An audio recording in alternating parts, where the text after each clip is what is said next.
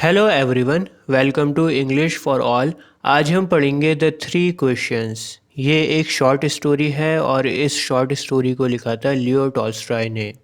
Leo Tolstoy दोस्तों Russian writer थे और ये शॉर्ट स्टोरी 1885 में पब्लिश हुई थी। तो चलिए मैं कहानी को शुरू करता हूँ और बहुत ही आसान लैंग्वेज में आपको पूरी कहानी समझाता हूँ। दोस्तों एक ज़माने की बात है, एक राजा हुआ करता था। राजा सोचता है कि अगर मुझे एक सक्सेसफुल रूलर बनना है, एक सक्सेसफुल राजा बनना है, तो फिर मुझे 3 सवालों के जवाब पता होने चाहिए। और वो 3 सवाल थे। पहला सवाल था, किसी चीज़ को शुरू करने का सही वक्त क्या है? What is the right time to begin something? दूसरा सवाल था, Which people should he listen to? उस राजा को कौन से लोगों को सुनना चाहिए? और तीसरा सवाल था, What is the most important thing for him to do? राजा के लिए सबसे ज़्यादा ज़रूरी कौन सी चीज़ है? क्या उसको सबसे ज़्यादा ज़रूरी है करना? तो ये 3 सवाल थे और राजा को लगता था कि अगर मुझे इन तीनों का जवाब मिल गया तो फिर मैं एक कामयाब रूलर बन जाऊंगा। राजा ने अपने दरबार में सभी लोगों से ये 3 सवाल पूछे, लेकिन कोई भी इन सवालों का सही जवाब नहीं दे पाया। इसके बाद राजा अपने मैसेंजर्स को शहर के चारों ओर भेजता है और कहता है कि जिसने भी मुझे सही जवाब दिया उसको मैं इनाम दूंगा।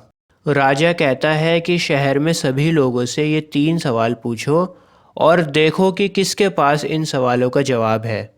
बहुत सारे बुद्धिमान लोग राजा के पास आते हैं जवाब देने के लिए, लेकिन सभी लोगों के अलग अलग जवाब होते हैं। फर्स्ट क्वेश्चन जो था, what is the right time to begin something, इस सवाल का जवाब लोग देना शुरू करते हैं। कुछ लोग राजा से कहते हैं कि आपको एक टाइम टेबल बना लेना चाहिए। अगर आप एक टाइम टेबल बना लोगे, उसके हिसाब से अपने काम करोगे, तो बहुत अच्छा होगा आपके लिए। आपको सही वक्त मिल जाएगा अपना हर काम करने के लिए। लेकिन बहुत सारे लोगों ने कहा कि ये पॉसिबल नहीं है। आप हर चीज़ का टाइम टेबल नहीं बना सकते और टाइम टेबल को फॉलो नहीं कर सकते हर टाइम पर। बेहतर होगा कि आप बेकार के कामों में अपना टाइम वेस्ट नहीं करो और वही काम करो जो ज़रूरी है।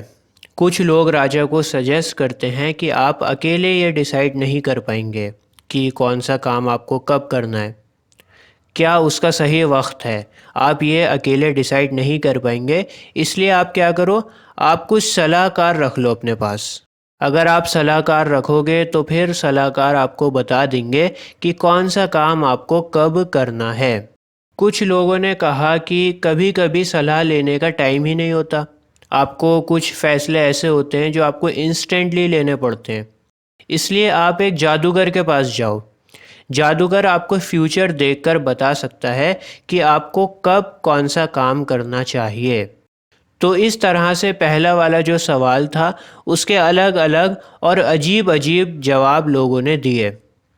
इसी तरह दूसरा क्वेश्चन था, which people should he listen to. इस क्वेश्चन के भी लोगों ने अलग अलग जवाब देने शुरू किए। कुछ लोगों ने कहा कि राजा को सलाहकारों की सुननी चाहिए। सलाहकार सबसे ज़्यादा ज़रूरी होते हैं और समझदार होते हैं। कुछ लोगों ने कहा कि राजा को सैनिकों की सुननी चाहिए। सैनिक सबसे ज़्यादा ज़रूरी होते हैं, सैनिक हमारी रक्षा करते हैं। वहीं कुछ लोगों ने कहा कि सबसे ज़्यादा ज़रूरी लोग पुजारी होते हैं और राजा को पुजारियों की सुननी चाहिए, धार्मिक लोगों की सुननी चाहिए। इसके बाद तीसरा सवाल आता है, what is the most important thing for him to do.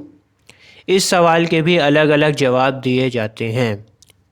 कोई कहता है कि पढ़ाई पर काम करो, साइंस पर काम करो।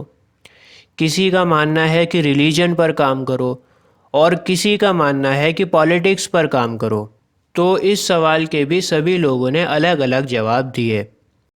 राजा बड़ा परेशान हो गया इन सवालों को सुनकर, क्योंकि एक भी जवाब राजा को अच्छा नहीं लगा। राजा के हिसाब से सभी जवाब गलत थे।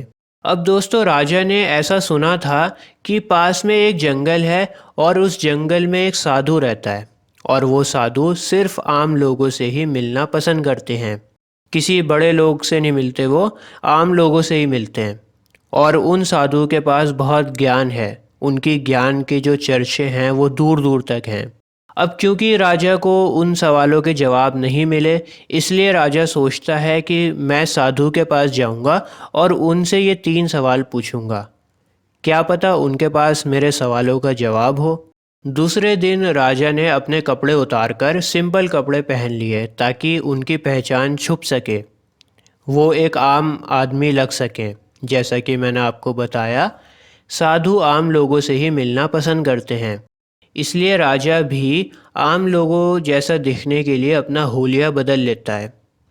राजा अपने कुछ सिपाहियों के साथ घोड़े पर निकल पड़ता है। काफ़ी देर के बाद जंगल में उसे साधु की झोपड़ी दिखाई देती है। राजा अपने सिपाहियों से कहता है कि तुम यहीं पर रुको। राजा घोड़े से उतरकर साधु के पास मिलने के लिए जाता है अकेला। राजा देखता है कि साधु ज़मीन पर कुछ खोद रहे हैं और ज़मीन को खोदने की वजह से साधु का सांस फूलने लगा।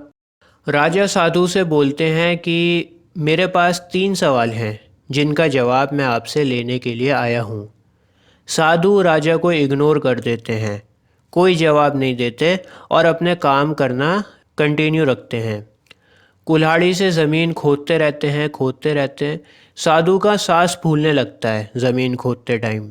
ये देखकर राजा को तरस आ जाता है और वो कहता है कि आप मुझे कुल्हाड़ी दे दो, मैं खोदता हूँ ज़मीन आपके लिए।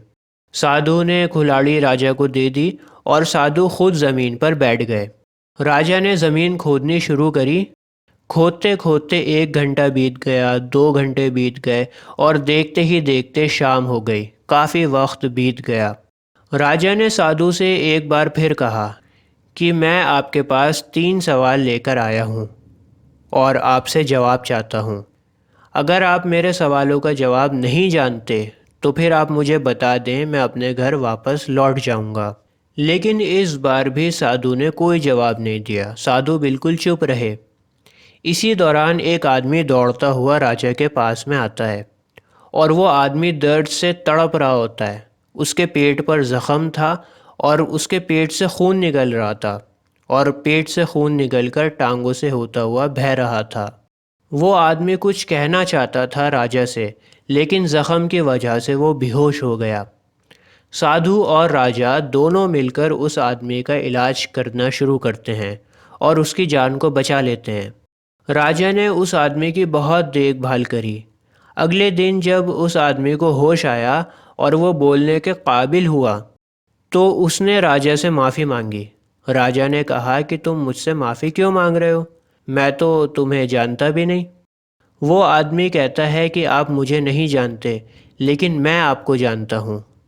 आपने मेरे भाई को फांसी की सज़ा सुनाई थी और आपने मेरे भाई की प्रॉपर्टी को ज़ब्त कर लिया था। जिस पल आपने मेरे भाई को सज़ा सुनाई थी, उस पल मैं आपका दुश्मन बन गया था और मैंने ठान लिया था कि अपने भाई का बदला मैं आपसे लूँगा। मुझे कुछ दिन पहले पता लगा कि आप साधु के पास अकेले आ रहे हैं। मैंने सोचा ये अच्छा मौका है आपसे बदला लेने का। मैंने प्लान बनाया था कि जब आप साधु के घर पर से वापस लौटेंगे तो फिर मैं आपको जान से मार दूंगा। लेकिन पूरा दिन बीत गया, शाम हो गई और आप साधु के घर पर से वापस नहीं लौटे। जब मैं देखने आया कि आप वापस क्यों नहीं आ रहे हो, तो फिर आपके सिपाहियों ने मुझे देख लिया और मुझे पहचान लिया। आपके सिपाहियों ने मुझे मारने की कोशिश की, मुझे ज़ख्मी कर दिया, लेकिन मैं बच गया। इसके बाद आपने मुझे देखा और मेरा इलाज करके मेरी जान को बचा लिया। मैं आपका ये एहसान कभी नहीं भूलूंगा और सारी ज़िंदगी आपकी सेवा करूंगा। मुझे माफ़ कर दीजिए। ये बात सुनकर राजा बहुत खुश होता है। राजा ने कभी ऐसा नहीं सोचा था कि उसकी जान का दुश्मन इतनी आसानी से उसका दोस्त बन सकता है। राजा ने उसे माफ़ कर दिया और उससे कहा कि मैं तुम्हारी देखभाल करूँगा, तुम्हारी देखभाल का पूरा इंतज़ाम करूँगा, फ़िक्र मत करो। इसके बाद राजा दोबारा से साधु के पास जाता है और कहता है कि मैं आपसे आखिरी बार पूछ रहा हूँ, आप मुझे मेरे सवालों का जवाब दे दो। साधु जिस ज़मीन को कल खोद रहे थे वहाँ पर वो बीज बो रहे होते हैं, बीज को डाल रहे होते हैं और राजा से बोलते हैं कि तुम्हें तुम्हारे सवालों का जवाब मिल चुका है। राजा हैरानी से कहता है मैं कुछ समझा नहीं, आप कहना क्या चाहते हैं? साधु बोलते हैं कि कल जब मैं ज़मीन को खोद रहा था और मेरा सांस फूल गया था, अगर मेरी हालत देखकर तुम्हें तरस नहीं आया होता और तुमने मेरी मदद नहीं करी होती, तो फिर तुम मेरे घर को जल्दी छोड़कर चले जाते और ये आदमी तुम्हें जान से मार देता। तुमने मेरी मदद करी, ज़मीन को खोदा, इस वजह से तुम्हें देर हो गई और ये आदमी ज़ख्मी हो गया और तुम्हारी जान बच गई।